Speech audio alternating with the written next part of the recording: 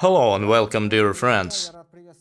Today is Saturday, August 8th, 2020, and you are watching Sotnik-TV. It's 7:05 p.m. in Moscow and our live Saturday summary show is on. Today is the 12th anniversary of the Russian invasion of Georgia that started on 08/08/08. Those are three shameful numbers, or should I say a shameful day in Russian history. The outcome for the citizens of Abkhazia and South Ossetia who have welcomed the Russian invaders are now seen in and around the city of Sukhumi. The city was turned into a gang enclave and the territory is unrecognized by the rest of the world. That invasion was where the techniques of a hybrid war was first tested. Those techniques were later used in Ukraine in 2014 and other locations. There were Russian passports distributed, provocations and shootings. Everything was done according to Russia's plans. On the other hand, the achievements of Georgia are seen in the flourishing cities of Tbilisi and Batumi. I visited Georgia last February and can say that the people there don't hate Russians. However, they don't understand how come the Russians still put up with those gangsters in the Kremlin. Georgians shrug and assume Russians enjoy being victims. Nowadays, Russia is still trying to provoke Georgia. Meter by meter, it keeps moving its checkpoints inside the territory of Georgia. Thus, it keeps gradually invading Georgian land. While shooting those bastards is not an option. In fact, shooting may provoke the aggressor from Moscow to start another war.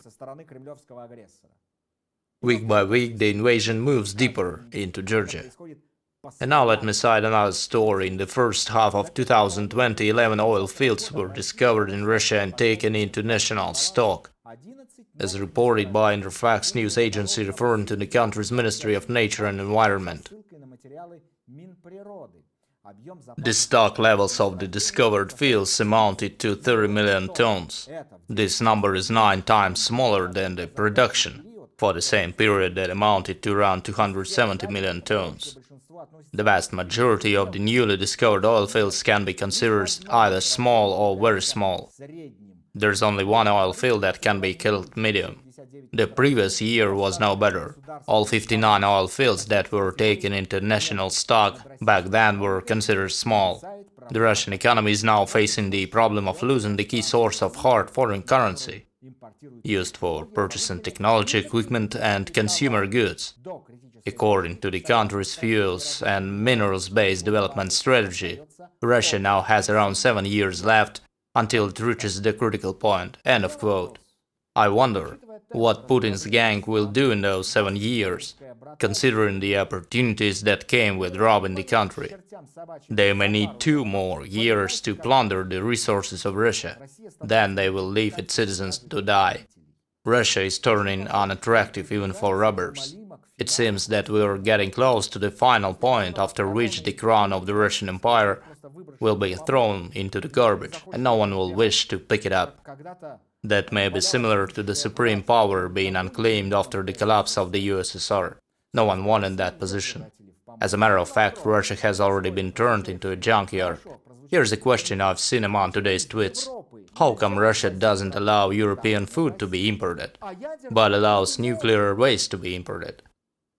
I guess that's because the territory of Russia is being turned into a nuclear wasteland and cemetery. Russia is becoming unlivable. Every cop, every policeman, every security agent and every official here is trying to convince the citizens that they are superfluous for this life and for this regime. The people here are being convinced to die as soon as possible. Another important story is the ongoing situation prior to the president elections in Belarus. Early voting has been happening for several days now. I suppose the percentage of support for the current president is being falsified in Belarusian offices as we speak. By no means the country's Central Election Commission will allow any contenders to win the elections. Today I have discussed possible further scenarios in the country with Ales Kornienko, a journalist from Belarus. What is your forecast for those elections? May President Lukashenko proclaim his own victory after the first round, or will he go for the second round against his main contender Svetlana Tikhanovskaya? What is your take? Mr. Lukashenko is the dictator who will hold on to the presidency until the end. On the other hand, he doesn't want to die, so I suppose his helicopter is ready when he needs to be evacuated in case of emergency or coup.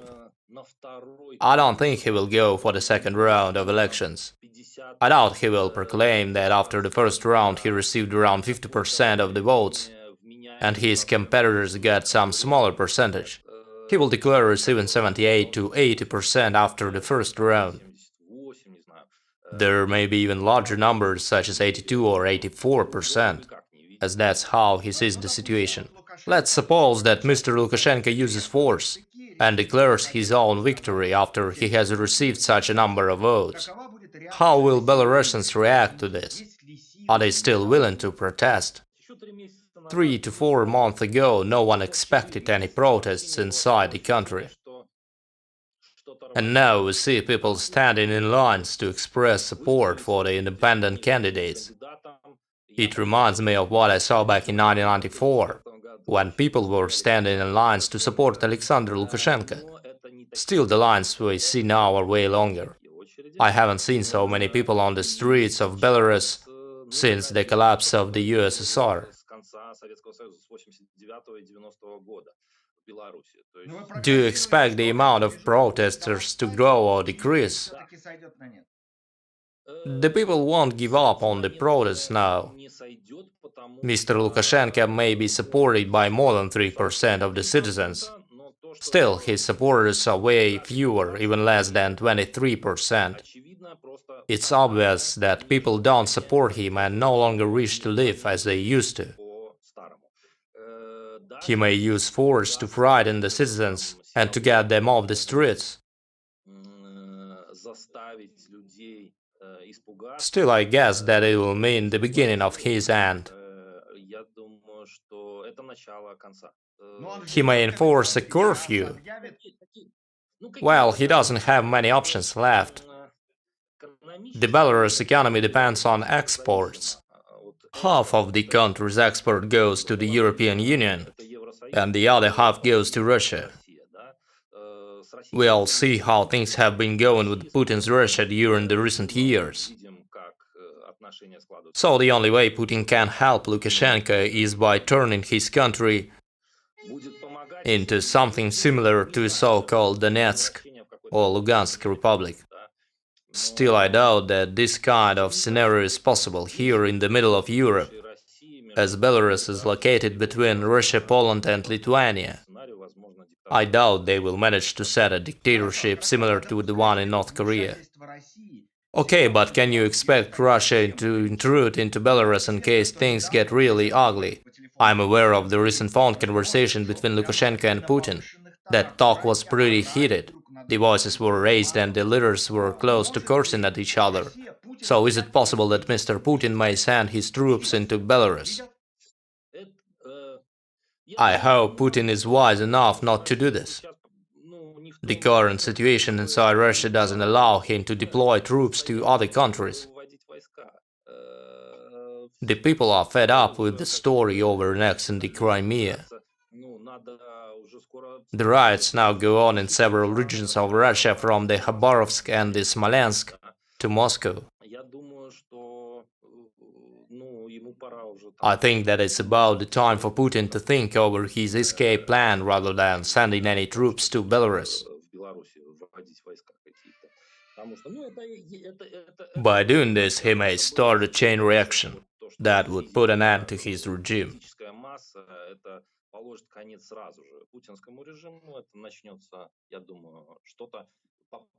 Anyway, there are people here who will protect their motherland in the event of an invasion of Belarus. I'm one of these people. I took the military oath under the red and white flag of Belarus, before Mr. Lukashenko changed it. We swore to protect the country to the last drop of our blood. I guess that the officers and soldiers who are serving nowadays, as well as civilians, are brave enough to resist an invasion. They will meet invaders holding guns, not flowers. That was Ales Kornienko, a journalist from Belarus who is forced to live in Warsaw for good reason. Take care of yourselves, of your hearts and souls. Make sure to watch Sotnik-TV.